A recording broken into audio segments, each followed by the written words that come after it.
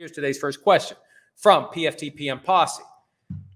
Why is arbitration often preferred by big companies, even if it is not a secret rigged kangaroo court like the one the NFL uses? It seems they would prefer court with multiple appeal levels, ability to be in front of friendly courts, especially since corporations often have unlimited legal budgets. And look, I like the law nerd questions, and I'm glad that I'm infecting some of the non-lawyers out there with the law nerd curiosities. You always want arbitration if you're a company.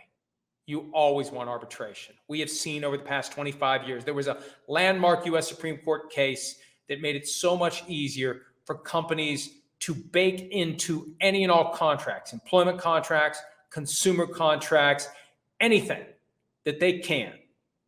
Language forcing any and all controversies to arbitration, because when you go to arbitration, you are guaranteed to get someone who is making the decision based upon the law, not based upon any feelings or sentimentality or emotion.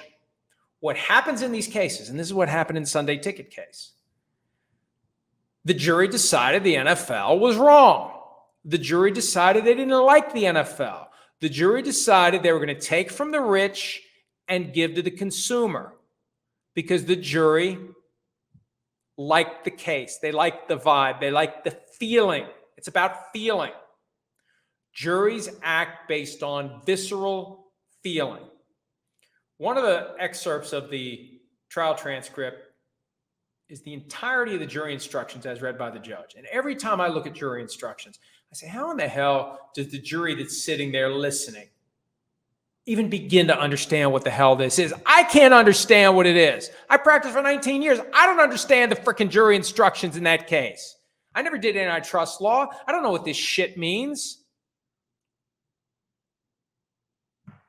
When you're the party that's fighting Goliath, when you're David, you got a lot better chance of swinging that sling and firing that stone and taking down that giant when you got a jury making the decision. When it's arbitration, you got to convince somebody who is trained and experienced in shutting out sentiment, shutting out emotion, and making a decision based on the law and how the law applies to the facts. That's why companies want to be in that setting. They do not want to surrender their balance sheets to a group of 6 or 8 or 10 or 12, depending upon the jurisdiction, members of a civil jury who can really bring Goliath to his knees. They don't want that. That's the answer to the question. All right, next one, JR. Should one of the bargaining chips for the NFLPA when the NFL ultimately forces the 18th game be all grass fields, even in domes in cold weather cities? Well, you can ask for it. And Lloyd Howell, the new NFLPA executive director, mentioned playing surfaces when he talked to the Washington Post about the talks that are already happening regarding an 18th game. But you got to fight for that. And how are you going to retrofit stadiums that are domed? We've got Las Vegas and we've got Arizona, where they've got the grass that comes out and then it goes in. In Minnesota, well, you're going to carve a hole in the bottom of the stadium for the grass to. I don't know how you do that. I don't know how you take a building that's already built and say, we're going to put in a trace system of grass that's going to be outside and it's going to be slid into place for games. So I feel like it's something they need to push for, but at the end of the day, I don't think they're going to get it. I think it's too hard to get. But I firmly believe the union needs to play hard to get. That the union needs to fight and scratch and claw and say, we don't want 18 games. We're not giving you 18 games. No way in hell. We're definitely not giving you 18 games before this current CBA expires. No, no, no, no, no. That's the way to get more stuff. I feel like, based upon the comments I've seen from Lloyd Howell, you can accept the fact that there's no way you're going to avoid 18 games. That doesn't mean you should just give it up. You should make it as hard and as difficult and as uncomfortable as possible for the NFL. That's the way you ultimately get more for your rank and file. Next one, burn unit. Do you think NFL owners are starting to put money on the side in case of emergency if the Sunday Ticket ruling gets overturned on appeal? They should, because we don't know what's going to happen on appeal. There hasn't been much reason to talk about the Sunday ticket case this week because there haven't been any developments. But point I made last week, and I wrote about this at PFT, I looked up the U.S. Court of Appeals for the Ninth Circuit. That's the federal appeals court. And there's a whole network of circuits that have the appellate jurisdiction over the district courts that are in every state. Ninth Circuit covers California and a few other states. There are 29 regular judges and 23 senior status judges. So there's 52 total judges in the mix. They're not going to know who the 3 judges are who end up getting the case. And who those 3 judges are will go a long way toward determining whether or not the current ruling that the case is thrown out, nothing for the plaintiffs, go home, why are you still here? Whether or not that gets upheld or overturned, it's going to depend on who those 3 judges are. Period. And when I practiced, may have mentioned this last week, had a couple of cases in the Fourth Circuit, which covers West Virginia and Virginia, and I think, and maybe some other. I can't remember. All I know is it covers West Virginia, and that's where I practiced. A couple of times I went to Richmond. You find out when you get there who the judges are. And in a lot of these cases, who the judge is, what type of law the judge practiced, what philosophy was the underpinning of the judge's private practice, what president appointed the judge to that position, Democratic or Republican. We've talked about this before. It's not a political statement, it's a political reality. Republican presidents tend to appoint judges whose philosophies and rulings are going to align with business. Democratic presidents tend to appoint judges whose philosophies and rulings are going to align with the consumer. And all of these cases, I've said this before, it's a maze. And judges will start at the end, the preferred end, and work backward. And their law clerks are charged with piecing together the path from the entrance to the exit of the maze. And the law is very malleable. In almost any case, you can have 2 different exits, 2 grossly different exits. So that's where it stands. And that's why the NFL should not be thumping its chest and having no concern whatsoever, because they still could lose. They still could end up having to pay $14.1 billion. All right.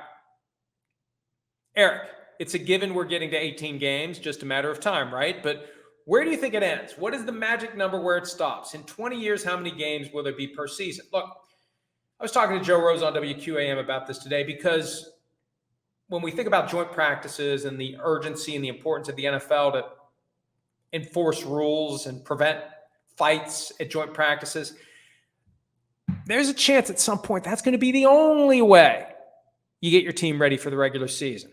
When you look at the commissioner's logic for shrinking the preseason and adding to the regular season, the basic argument is the preseason sucks. It's not real football.